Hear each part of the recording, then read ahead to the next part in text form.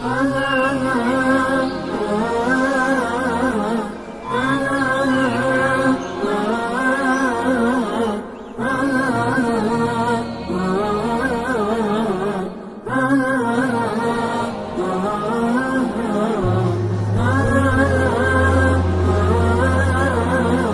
kita yang di sini yang tidak pergi haji, kita ada waktunya untuk berkurban.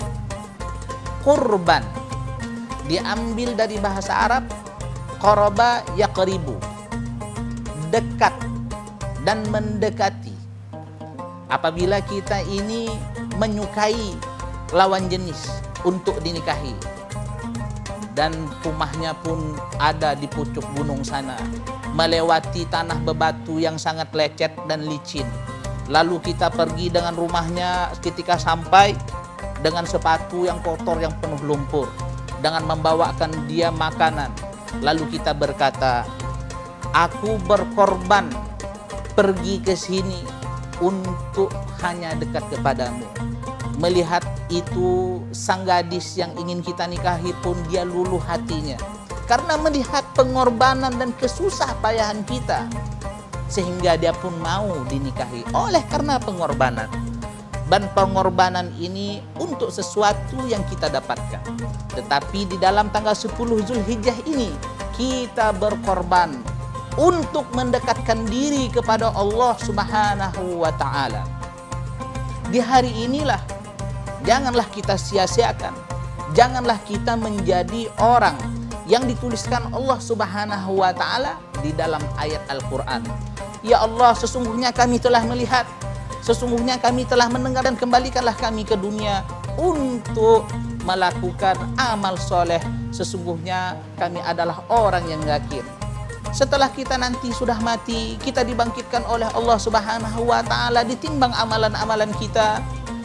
Lalu kita di saat yang telah dikabarkan oleh sang ustadz akan fadilahnya, lalu kita pun ketika menghadap Allah menyesal, dan kita, ya Allah, sesungguhnya aku telah melihat, aku telah mendengar, kembalikanlah kami ke dunia. Untuk apa lagi? Sudah tidak ada waktu, sudah Allah Subhanahu wa ta'ala terima. Jadi inilah kesempatan kita, mumpung kita mempunyai waktu dan mempunyai umur. Karena tidak tahu kita bagaimana umur kita. Kita lihat sekarang ini banyak yang mati muda, yang mana dia tidak sakit, karena mati itu tidak memilih, saudara. Ma'asyiral muslimin, para pemirsa TV TSM, berkurban ini diwajibkan, disunnahkan menurut 3 mazhab, Imam Syafi'i, Imam Maliki, Imam Hambali, yaitu sunnah muakkadah. Di sunnah yang mana sangat ditekankan bagi orang-orang yang mampu. Dalam mazhab Hanafi, berkurban itu wajib. Adapun ciri-ciri kambing yang boleh untuk menjadi kurban, kita pun bukanlah ahli dalam bidang kambing. Kita tidak tahu yang dia umurnya sudah cukup atau tidak. Tetapi kita dapat melihat dari ciri-ciri zahirnya. Pertama, kita lihatlah dari giginya. Ciri-ciri kambing yang sudah dewasa itu yang boleh dijadikan kurban. Kalau umpamanya giginya sudah patah dan dia berganti menjadi besar, kita buka bibir kambing, mulut kambing itu. Umpamanya dia sudah besar, itulah yang disebut dengan sudah powel giginya. Ataupun disebut dengan pupak. Giginya yang tadi kecil berubah menjadi besar, itu adalah tanda ciri-ciri kambing yang sudah dewasa. Dan kedua, kambing itu tidak boleh cacat yang kita kurbankan. Haruslah kambing yang paling gemuk, yang paling sehat. Apabila waktu pas kita udah membelinya seminggu yang lalu dia sehat, tidak tahunya hampir mau mendekati hari H, 1 hari mau dipotong ataupun bahkan 1 jam mau dipotong, dia pun menjadi sakit. Dia tidak mau makan, tidak mau minum, dan dia cuma terdiam saja. Bisa jadi dia itu ada penyakit di dalam, entah di paru-parunya ataupun di lambungnya. Itu penyakit dalam yang tidak bisa dapat dilihat. Nah, itu yang bisa melihatnya adalah orang yang ahli dalam bidang kambing ini.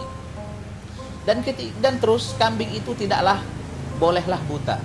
Mungkin dia bekas tanduk-tandukan, terus terkena tanduklah matanya, dan dia pun tidak bisa melihat, itu adalah ciri kambing yang cacat yang tidak boleh kita korbankan. Terus ada kambing yang tanduknya patah, nah, itu adalah juga tidak diperbolehkan untuk kita berkorban. Haruslah kambingnya itu sempurna, dan tidak boleh juga ekornya itu terputus ataupun terpotong.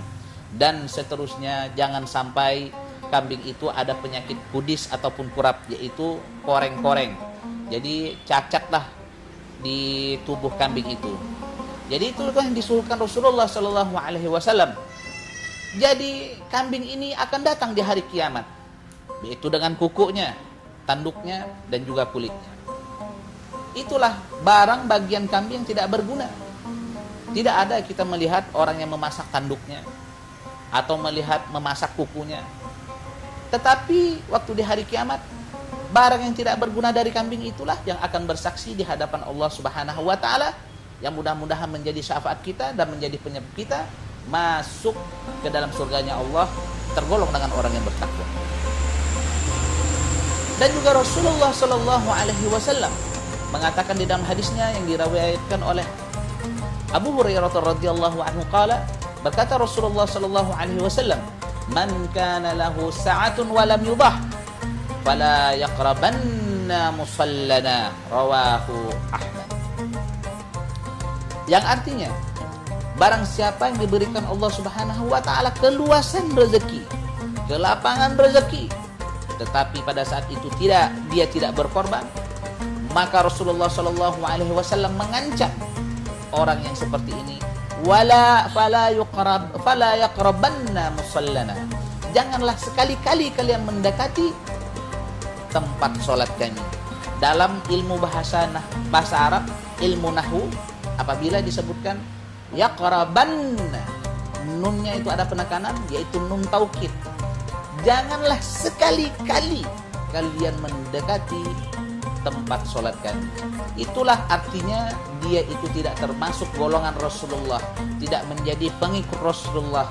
Artinya dia itu termasuk hampir juga disamakan dengan orang fasik ataupun orang kafir. Jadi sangat ditekankan oleh Rasulullah Shallallahu Alaihi Wasallam untuk kita setiap tahun untuk melaksanakan kurban yang hanya dilaksanakan cuma 1 tahun sekali ini. Jadi dengan berkurban ini, apabila kita mempunyai keluarga yang berkecukupan tetapi tidak kaya-kaya banget, tidak daan kaya-kayanyan nih orang Samas, dia cukuplah, dia bisa untuk membeli 1 kambing, laksanakanlah. Karena Rasulullah Shallallahu Alaihi Wasallam berkata ketika dia turun mimbar dan dia sholat dari khutbahnya, lalu dia pun memotong dan dia membaca Bismillahi Allahu Akbar, hada anni wa ummati wa amman lam yudahhi min ummati. Bismillah Allahu Akbar, ya Allah, ini dariku dan umatku yang masih belum melaksanakan kurban. Jadi dalam 1 kambing Rasulullah dia itu menyiapkan untuk umatnya yang masih belum berkurban. Tapi hadis ini adalah khusus untuk Nabi Muhammad Sallallahu Alaihi Wasallam, karena banyak umatnya Nabi ya waktu itu masih baru datang Islam, ya belum mengerti hal ini dan dia masih belum berkurban. Tetapi kita diperbolehkan untuk 1 kambing 1 keluarga kita. Tetapi kalau keluarga kita itu berlebihan, yang mempunyai keluasan rezeki, kaya lah. Jadi kalau sebisa yang lebih afdolnya, setiap anak kita yang sudah mampu karena dia ada bekerja, 1 lah untuk dia dan 1 lah untuk kita. Semakin banyak kita berkorban, semakin baik. Paling minimal dalam setiap tahun itu 1 kali.